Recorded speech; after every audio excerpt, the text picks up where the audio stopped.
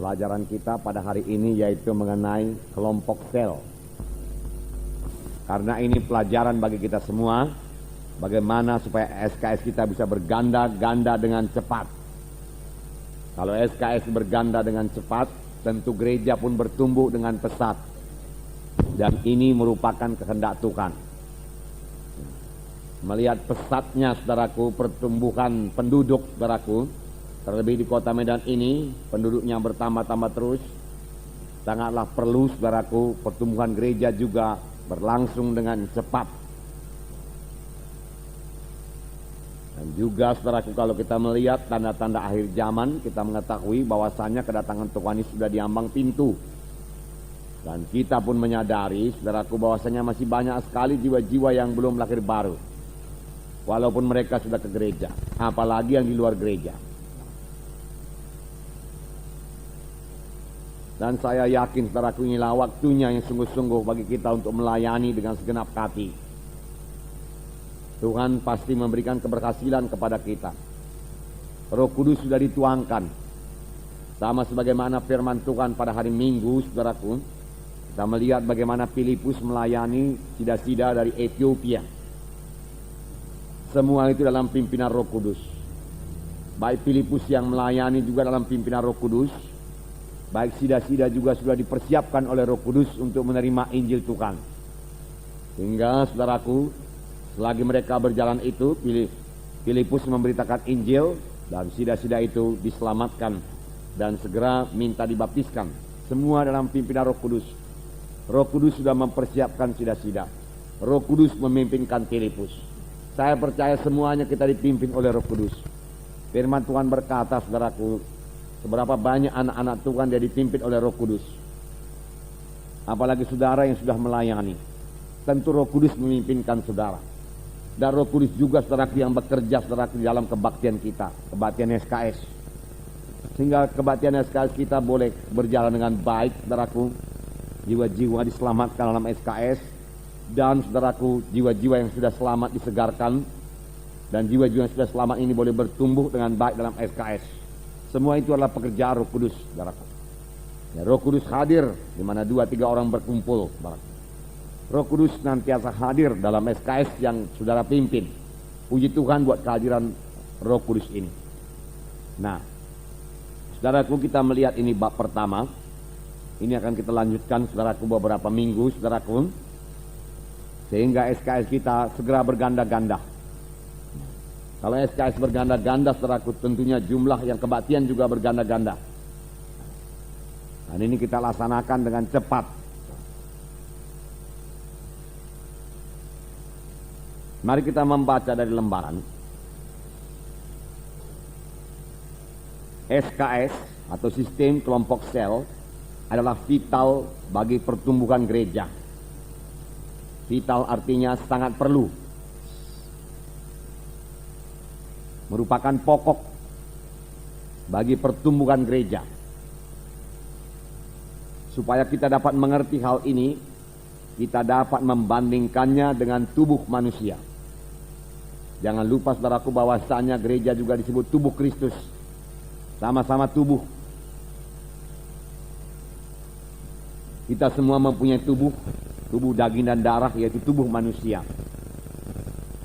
Manusia terdiri atas kumpulan sel-sel. Saya ini, saudara, terdiri dari sel-sel. Ada sel darah, ada sel tulang, ya. Dan itu membentuk kita manusia ini. Demikian sel-sel dalam, saudaraku, gereja membentuk gereja, saudara. Tanpa sel, tubuh tidak akan terbentuk. Tubuh manusia tidak akan terbentuk tanpa sel. Ada sel-sel yang membentuk jaringan otot, tulang, darah. Ada pula yang membentuk mata, kulit, dan lain sebagainya. Demikian juga halnya dengan SKS atau sistem kelompok sel dalam tubuh Kristus. Jadi dalam tubuh Kristus, saudaraku, dalam gereja harus ada, saudaraku, sel. Harus ada kelompok sel. Atau kita katakan sistem kelompok sel. Boleh jadi gereja lain menamakannya dengan nama yang lain, tapi dia harus berfungsi sebagai sel. Sama sebagaimana dalam tubuh manusia ini, sel-sel tubuh itulah yang membentuk tubuh saya ini. Sel-sel itulah yang membentuk darah saya, tulang saya. Nah, sel-sel dalam tubuh manusia ini, saudaraku, selalu berpecah. Kapan tiba waktunya dia berbelah menjadi dua, lalu sel itu bertambah besar lagi, saudaraku. Dengan berbelahnya sel-sel dalam tubuh manusia, maka manusia itu bertumbuh. Dengan berbelahnya sel-sel dalam tubuh anak-anak, saudaraku, anak-anak itu bertambah hari, bertambah dewasa. Demikian gereja, saudaraku, yang memiliki sistem kelompok sel. Kalau gereja tidak memiliki sistem kelompok sel, saudaraku, pertumbuhan gereja itu akan sangat terbatas. Tetapi, saudaraku, saya pikir, saudaraku, untuk bertumbuh selanjutnya, apalagi, saudaraku, untuk bertumbuh sampai kepada jumlah yang tidak terbatas, saudaraku, bisa bertumbuh terus menerus, saudaraku, tidak mungkin tanpa sel. Tetapi dengan sel, saudaraku, gereja itu, saudaraku, boleh mengalami satu pertumbuhan yang tidak terbatas, terus menerus bertambah. 1000 menjadi 2000, 2000 jadi 4000, 4000 jadi 8000, 8000 jadi 16000, 32.000, 64.000, dan seterusnya, saudaraku. Dan seterusnya. Dan, saudaraku, ini Alkitabiah, saudaraku, dan kehendak Tuhan, saudaraku. Tuhan menghendaki, saudaraku, gerejanya bertumbuh dan sampai ke seluruh penjuru bumi ini. Firman Tuhan berkata, tentunya, saudaraku, menggenapkan perintah agung itu tidak bisa, saudaraku, hanya dengan hamba Tuhan pendeta saja, saudaraku. Tidak, saudaraku. Semua anak-anak Tuhan mengambil bahagian, memuridkan, dan jiwa-jiwa baru dimuridkan. Kemudian jiwa-jiwa baru ini setelah dewasa dia memuridkan lagi jiwa-jiwa baru. Lalu jiwa-jiwa baru ini bertambah-tambah dewasa lagi, dia memuridkan lagi. Begitu seterusnya. Proses memuridkan dan dimuridkan berjalan terus. Dan proses, saudaraku, memuridkan dan dimuridkan ini, saudaraku, sangatlah berhasil, sangatlah efektif dijalankan di dalam sistem kelompok sel. Secara global, secara keseluruhan dalam satu kebaktian induk, saudaraku, tidak mungkin dilaksanakan kalau anggotanya lebih daripada 200, apalagi lebih daripada 1000, saudara. Tetapi melalui, saudaraku, sistem kelompok sel, berapapun jumlahnya anggota gereja itu, tentu saja selnya pun bertambah, saudaraku. Maka pemuritan berjalan terus kepada tiap-tiap jiwa baru. Semuanya bisa dimuridkan. Tidak usah ada yang diabaikan, tidak ada yang ketinggalan. Melalui sistem kelompok sel, semua jiwa-jiwa diperhatikan. Dan semua jiwa-jiwa, saudaraku, akan bertumbuh dengan baik, sehingga dia bertambah-tambah dewasa.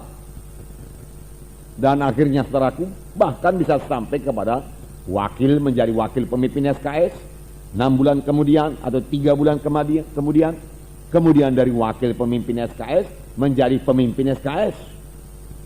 Kemudian dari pemimpin SKS, saudaraku, bisa lagi dia sampai kepada panggilan Tuhan berikutnya, saudaraku. Tidak terbatas. Nah, saudaraku, kita baca lagi lembaran kita. Demikianlah juga halnya dengan SKS atau sistem kelompok sel dalam tubuh Kristus. SKS adalah kelompok yang terdiri dari 10 sampai 20 orang. Ganti 12 itu menjadi 10. SKS adalah kelompok yang terdiri dari 10 sampai 20 orang.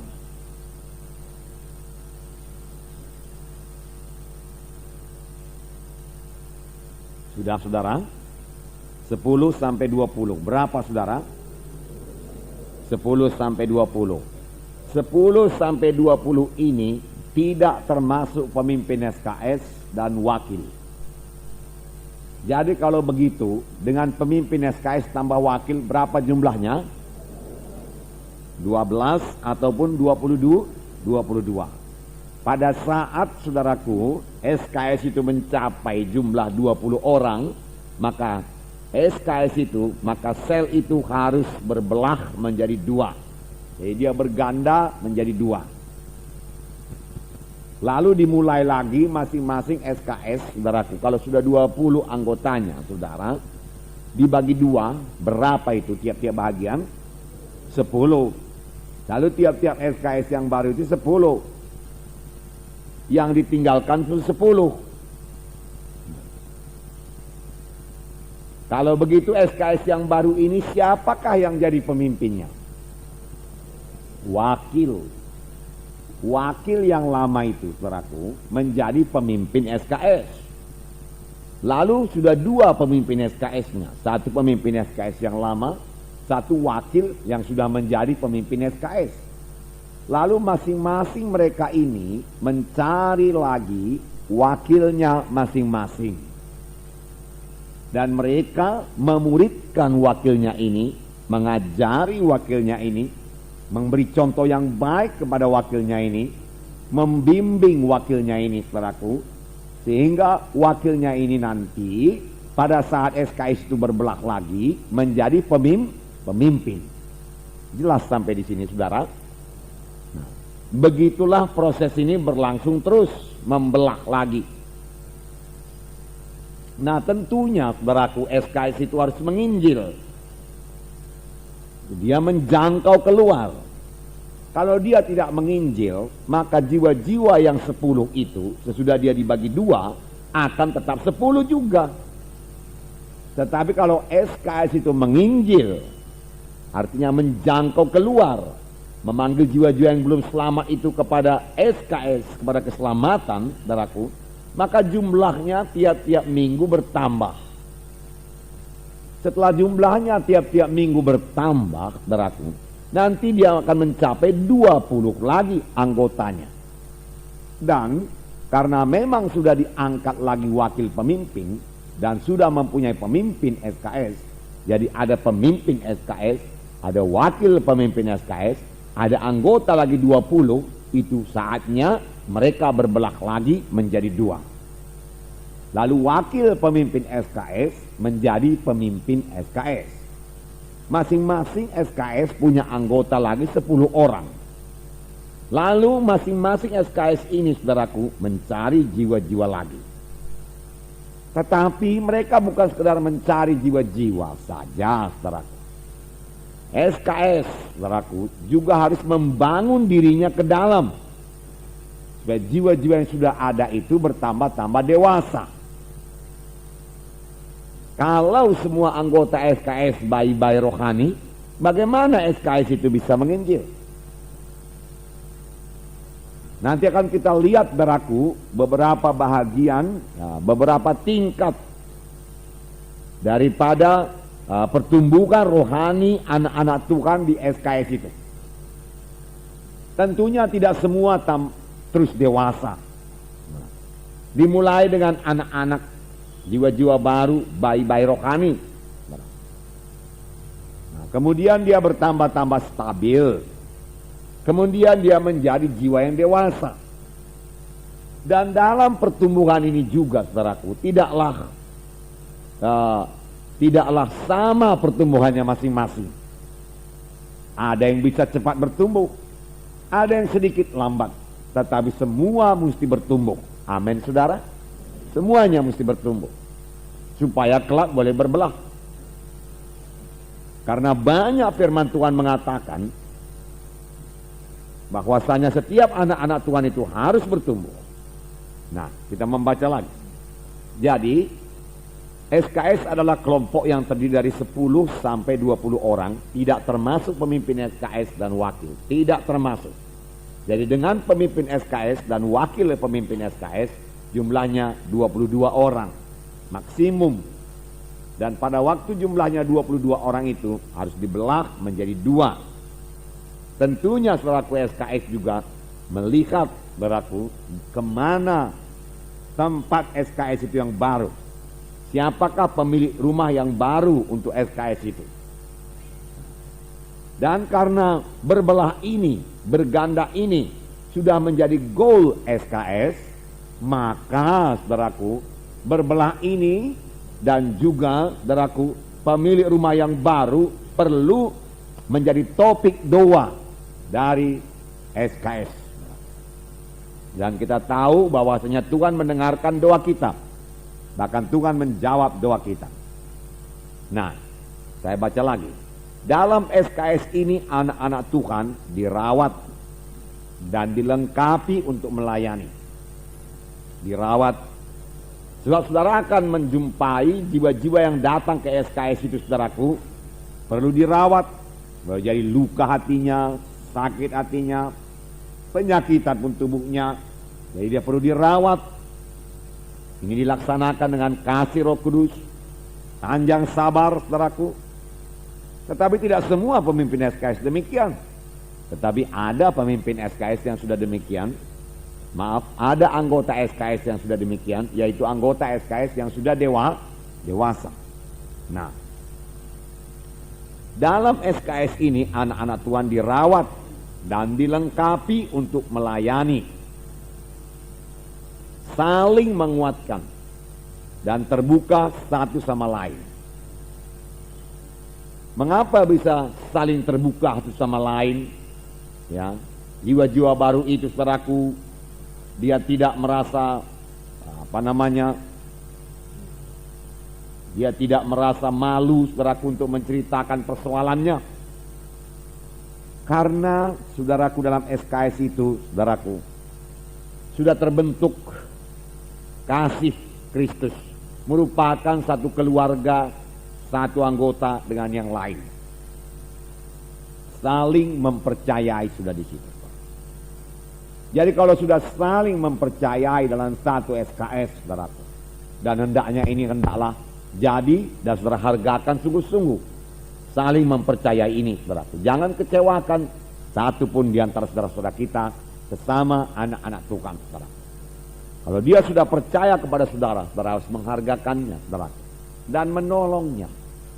Apa yang bisa saya perbuat buat dia, untuk menolong dia, untuk melengkapi dia, untuk melayani, untuk menolong dia bertumbuh dalam rohani. Karena saudara sudah lebih dewasa dari dia. Inilah hidup kekeluargaan anak-anak Tuhan. Firman Tuhan berkata, jangan seorang pun hidup untuk dirinya sendiri saja. Tapi perhatikan saudara-saudara kita yang lain. Dan tolong saudara-saudara kita yang lain itu. Inilah hidup dalam tubuh Kristus. Hidup dalam keluarga Kristus. Bukan sekedar kumpul-kumpul, rame-rame saja, saudaraku, tidak. Menyanyi, kemudian baca firman Tuhan, ya, kemudian kalau ada teh, minum teh, kemudian pulang. Bukan begitu saja SKS itu, saudaraku. Saudaraku, saling mengenal di situ, saudaraku. Mengasihi, saudaraku. Memperhatikan, saudaraku. Menolong, saudaraku. Sudah. Dengan ikatan kekeluargaan dalam tubuh Kristus. Karena kita semua sudah lahir baru menjadi anak-anak Tuhan. Kita dipersatukan oleh darah Yesus. Dan ini jauh lebih kuat daripada ikatan manapun di dunia ini. Ikatan kekeluargaan. Nah, saudara yang kasih dalam nama Yesus, inilah keluarga Tuhan. Jadi di dalam SKS itu terbentuklah keluarga Tuhan. Saudaraku, dan ini teguh adanya. Dan keluarga Tuhan ini bukan hanya pada waktu kebaktian. Di luar daripada kebaktian itu, satu sama lain, kita masih keluarga Tuhan. Kita masih bersaudara dalam Tuhan. Amin, saudara. Di luar daripada kebaktian SKS itu, saudaraku, kita masih, saudaraku, tolong menolong. Jadi tolong menolong itu, saudaraku, bukan hanya memberikan firman Tuhan. Ya, aku lebih dewasa dari kau, mari dengarkan firman Tuhan. Kau jiwa baru, ya kau kan belum mengerti apa-apa mengenai firman Tuhan. Ya, dengarkan. Ya. Lalu saudaraku, yang mulai mengajar, saudaraku. Nah, semua berkala-berkala kekejian kepada Tuhan. Buangkan semua yang, ya. Jangan tinggalkan kebaktian pada hari Minggu. Firman Tuhan berkata demikian. Ya. Jadi kau datang hari Minggu, ya. Berdoa tiap-tiap hari, ya. Bukan sekedar demikian saja, saudaraku. Lebih daripada itu, saudara. Saudara harus dalam pimpinan Roh Kudus sungguh-sungguh. Sehingga dengan pimpinan Roh Kudus saudara mengetahui apa sebenarnya yang dibutuhkan jiwa-jiwa itu. Sehingga saudaraku, saudara nanti memikulnya di dalam doa saudara. Bagaimanakah ku perbuat Tuhan supaya saudaraku ini bertumbuh dengan baik di dalam Tuhan. Berilah aku Tuhan kebijaksanaan untuk membimbing dia bertambah-tambah dalam Tuhan. Lalu dengan demikian saudaraku, jiwa-jiwa yang belum dewasa itu, jiwa-jiwa baru itu bertambah-tambah dewasa dia. Dan kalau dia sudah menjadi jiwa-jiwa yang dewasa dalam SKS saudara, maka jiwa-jiwa yang dewasa itu sudah potensial, sudah bisa melayani. Jadi saudara harus mengusahakan, harus mengusahakan supaya jiwa-jiwa baru itu bertumbuh. Bertumbuh, saudara. Muridkan dia, saudara. Sehingga dia bertumbuh di dalam Tuhan. Dan kelak boleh melayani seperti saudara melayani, seperti pemimpin SKS melayani. Nanti akan kita lihat bagaimana diagram pertumbuhan jiwa-jiwa ini, saudara. Jadi, saudaraku, dalam SKS ini anak-anak Tuhan dirawat. Dia datang dengan banyak problema, persoalan, saudaraku. Ya, dia perlu dirawat, diobati dengan firman Tuhan, saudaraku. Roh Kudus perlu menyegarkan dia. Saudara perlu memberikan firman Tuhan, berdoa bersama-sama dengan dia, dan dia dilengkapi untuk melayani. Ini tujuannya. Karena semua akan melayani, semua akan memuridkan. Memang pada mulanya dia dimuridkan. Tetapi sesudah dia menjadi murid, dia harus memuridkan. Jadi kalau saudara tanya siapa saja yang memuridkan, semua memuridkan. Kapan waktunya sudah sampai. Sama sebagaimana perintah agung itu bagi semua orang mengabarkan Injil dan memuridkan, demikian semua kita memuridkan. Amin, saudara. Semua anak-anak Tuhan akan memuridkan. Kalau mereka sudah datang di kebaktian, SKS harus dilayani. Siapakah yang melayani jiwa ini? Jiwa-jiwa baru ini. Saudaraku, pemimpin SKS boleh? Boleh. Tapi yang terutama melayani jiwa-jiwa ini, jiwa-jiwa sudah agak lebih tua dari dia, jiwa-jiwa stabil, yang di tengah, belum, gak usah jiwa-jiwa dewasa. Misalnya dia berkata yang kepada yang sakit itu, ya dalam Tuhan ini, memang Tuhan itu penyembuh. Yehova Rafa, firman Tuhan berkata oleh bilur-bilurnya kamu sudah sembuh. Kamu harus menerima kesembuhan dengan iman. Begini begitu beriman, engkau harus percaya, melihat kesembuhan itu, mengucapkan kesembuhan itu, lalu bertindak turut dengan kesembuhan itu. Tuhan tidak akan mempermalukan engkau. Tetapi mengikut Tuhan ini tahu, bukan hanya supaya sekedar kita sembuh saja. Mengikut Tuhan, yaitu kita menjadi anak-anak Tuhan yang bertumbuh dalam Tuhan. Cari dahulu kebenaran Allah dan kebenarannya, maka sekaliannya akan tambahkan kepadamu. Ajari, ajari. Saudaraku, ajari. Nah, saudaraku, misalnya saudaraku yang punya problema terhadap keuangan, ya. Kita juga menerangkan kepada dia, Tuhan memang datang untuk mengangkat kutuk dosa. Ini ayatnya Galatia 3:13-14. Tuhan tidak suka kau miskin, itulah akibat dosa. Tapi sekarang kau sudah datang kepada Tuhan, Tuhan akan memberkati engkau. Ini jalannya, kau ikutlah training supaya kau tahu apa yang kau perbuat.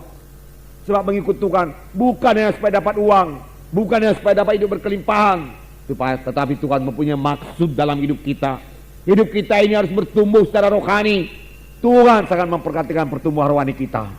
Ceritakan kepada dia. Dan ini dikerjakan oleh jiwa-jiwa yang stabil. Sebentar lagi saya terangkan lebih lanjut, saudaraku.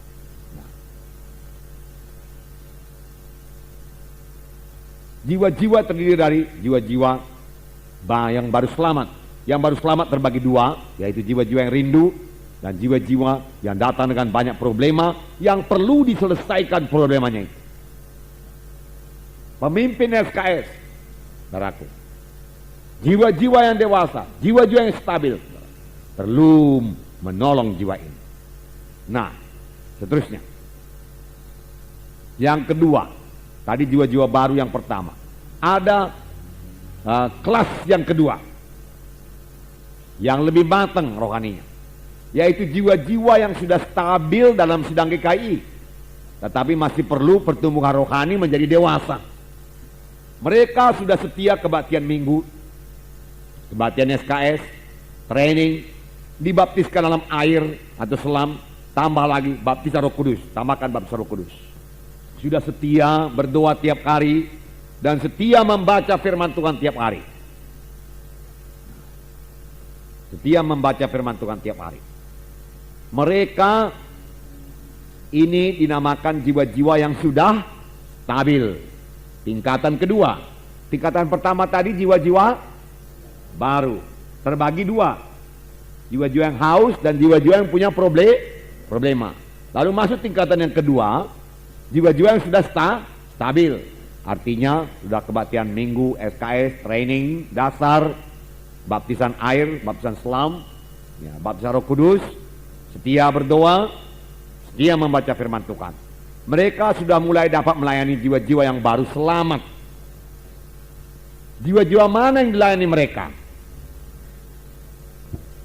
Jiwa-jiwa mana yang dilayani oleh jiwa-jiwa yang stabil ini? Yang baru selamat. Yang baru selamat.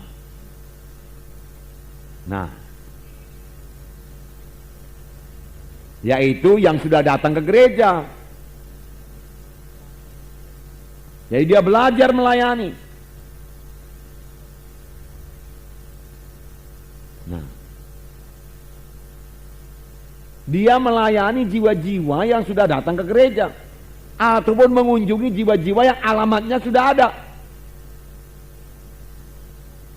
Tidak begitu sulit karena alamatnya sudah ada dan orang itu pun mau dikunjungi, minta dikunjungi pun orang itu. Kalau begitu kan sudah pasti diterima.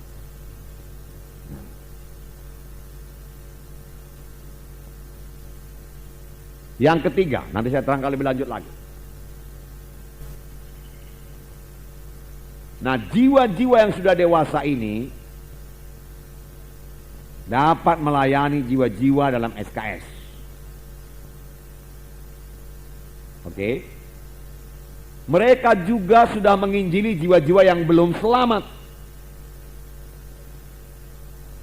Mereka juga sudah bertumbuh dalam rohaninya, bertanggung jawab buat penginjilan. Jadi saudaraku, ada pemimpin SKS, saudaraku, ada wakil pemimpin SKS. Oke. Lalu dalam SKS itu ada jiwa-jiwa baru. Ini dia.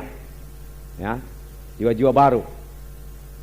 Nah, jiwa-jiwa baru ini terbagi atas dua, yaitu yang haus akan firman Tuhan, akan kebenaran, sudah mencari ke sana kemari, saudaraku. Yang dari sini bisa nampak ya, walaupun saya berdiri di sini. Kemudian jiwa-jiwa yang banyak problemanya, problema rumah tangga, penyakit, keuangan, lain sebagainya, yang perlu kita selesaikan. Itulah jiwa-jiwa baru. Jadi dia baru-baru saja datang di gereja, yang selamat di sini atau selamat di SKS, karena SKS menginjil. Jadi dia masuk, saudaraku, kelas, saudaraku, jiwa-jiwa baru. Kemudian ada jiwa yang, saudaraku, sudah stabil. Ini dia, jiwa-jiwa stabil. Ya, mereka sudah setia kebaktian minggu. Ya, setia kebaktian SKS, sudah training, baptisan air, baptisan Roh Kudus, saudaraku, setia berdoa, ya, firman Tuhan, saudaraku, tiap-tiap hari. Nah, itulah golongan yang kedua. Nah, golongan yang kedua ini, saudaraku, ya, dialah yang melayani jiwa-jiwa baru ini.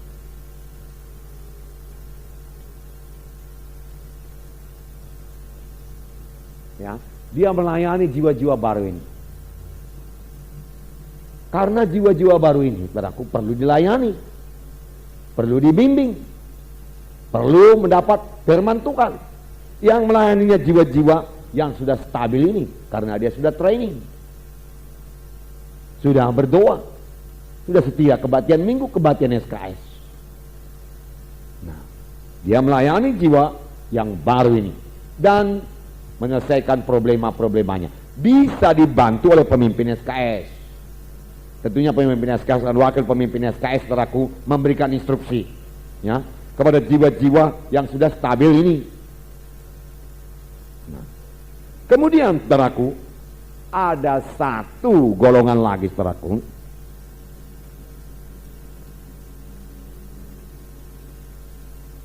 jiwa-jiwa yang sudah dewasa, yaitu sudah menyerahkan diri untuk melayani. Ini jiwa-jiwa ini, dari sinilah diambil nanti wakil pemimpin SKS. Jadi pemimpin SKS, saudaraku, memperhatikan dari jiwa-jiwa golongan yang sudah dewasa ini untuk menjadi wakil pada saat berbelah dia itu, saudara. Nah, saudara, ini jiwa-jiwa yang sudah dewasa ini bisa menginjil keluar, bisa menginjil keluar kepada orang-orang yang belum selamat. Nah, saudara berkata, kebanyakan sekarang yang menginjil ini jiwa-jiwa yang baru. Ya. Mengapa? Karena jiwa-jiwa yang baru ini sangat bersemangat. Betulkah itu? Betul, berapi-api. Tapi kalau jiwa-jiwa yang baru ini dibiarkan berjalan sendiri, saudara, kerap kali buat kesalahan. Lalu terjadi perdebatan. Dia baru merasakan selamat, luar biasalah sukacitanya. Ya. Apalagi yang berhaus itu. Lalu dia pun datang kepada gereja yang lama, anggota-anggota gereja yang lama. Lalu dia berkata, aku sudah selamat tahu, dosaku sudah diampuni, damai kali hatiku. Udah berpuluh tahun aku di gereja kita yang lama itu, nggak ada keselamatan di gereja itu, gereja setan itu. Nah, saudara, bukannya orang itu jadi bertobat. Gereja setan kau bilang, katanya pula, saudara. Nah, nggak ada setan di situ, tahu? Pendeta yang ada di situ, dia katakan pula. Lalu terjadilah perdebatan. Itu sebabnya, saudaraku, jiwa-jiwa yang baru yang bersemangat ini, saudaraku, perlu, saudaraku, didampingi oleh jiwa-jiwa yang sudah dewasa ini. Jiwa-jiwa yang baru ini hanya berkata, ya, nanti tolonglah kita kunjungi saudaraku itu, temanku itu. Dahulu sering juga kami bicara-bicara perkara rohani, ya, kawanilah aku, ya, karena aku belum begitu, ya, paham, ya, bersaksi nih. Kalau begitu dia katakan bagus. Kalaupun dia tidak katakan, saudaraku, dalam pertemuan pemimpin SKS itu kan terjadi ada fellowship, saudaraku.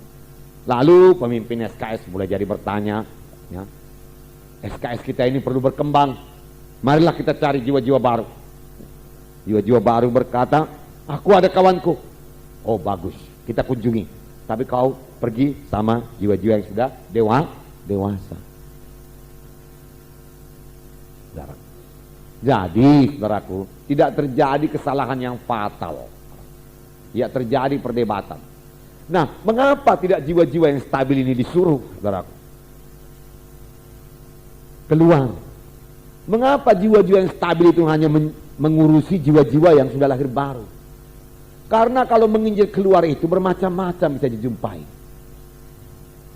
Kalau jiwa-jiwa yang stabil itu, saudaraku, disorongkan keluar, saudaraku, untuk memenangkan jiwa-jiwa, saudaraku, nanti dia bisa mendapat tantangan yang hebat. Dan karena dia belum dewasa, saudaraku, dia bisa lemah imannya. Doa-doa begitu dari dulu sudah adanya doa begitu. Sudah tahu aku itu, dia katakan. Mengajari aku pula kau. Selamat. Itu kan mula-mula saja kau. Coba sudah lama. Dingin juga nyerokkan kau. Aku sudah dewasa. Macam aku ini yang dewasa. Kau baru kenal kebenaran. Kau pula mau mengajari. Dengar begitu, saudaraku, dia bisa lemah. Oleh sebab itu perlu untuk menginjili keluar ini jiwa-jiwa yang sudah dewasa. Dia sudah bijaksana. Itu sebabnya, saudaraku, dalam SKS saudara itu, saudara harus tahu, perhatikan mana jiwa-jiwa yang sudah dewasa, mana jiwa-jiwa yang baru stabil saja dia, mana jiwa-jiwa yang masih jiwa baru, bayi-bayi rohani. Nah, bayi-bayi rohani ini yang bersemangat ini mau menginjili keluar, disuruhlah, saudaraku, ditemani oleh jiwa-jiwa yang sudah dewasa ini. Inilah, saudaraku, satu SKS.